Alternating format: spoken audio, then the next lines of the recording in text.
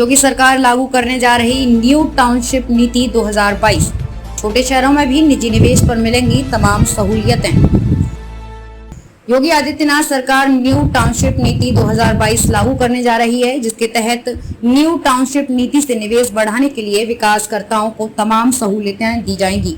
Stamp duty में भी छूट मिलेगी। 2 लाख तक आबादी वाले शहरों में 12.5 एकड़ पर ही आवासीय योजनाओं को मंजूरी मिल जाएगी। 2022 इन यूपी निजी निवेश के जरिए अब छोटे शहरों में भी अत्याधुनिक टाउनशिप विकसित किए जा सकेंगे।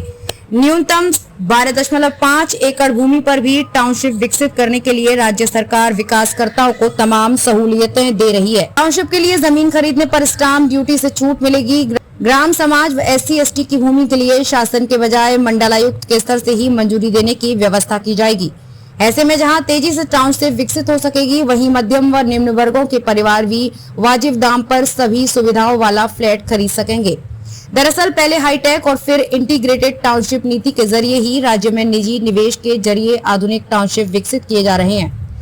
वर्ष 2005 में पहले पहल लागू नीतियों से उम्मीद के मुताबिक निजी निवेश के जरिए राज्य में टाउनशिप विकसित करने के लिए विकासकर्ताओं ने दिलचस्पी नहीं दिखाई।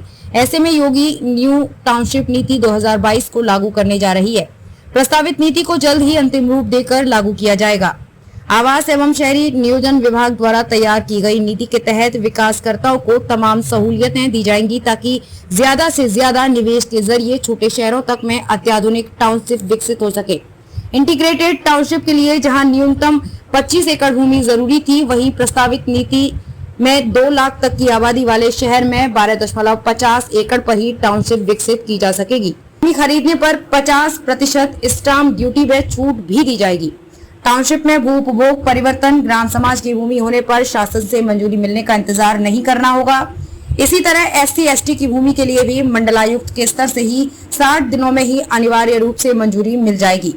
20% तक कृषि भूमि होने पर टाउनशिप को मंजूरी मिलने में कोई दिक्कत नहीं आएगी। जब तक टाउनशिप नगरीय निकाय को ट्रांसफर नहीं होगी, तब तक उसमें रहने वालों से हाउस टैक्स व वाटर टैक्स नहीं वसूला जाएगा। न्यूनतम 24 मीटर की सड़क पर ही टाउनशिप विकसित की जा सकेगी। विकासकर्ताओं को टाउनशिप में मानकों के मुताबिक सभी जन सुविधाओं को विकसित करना होगा।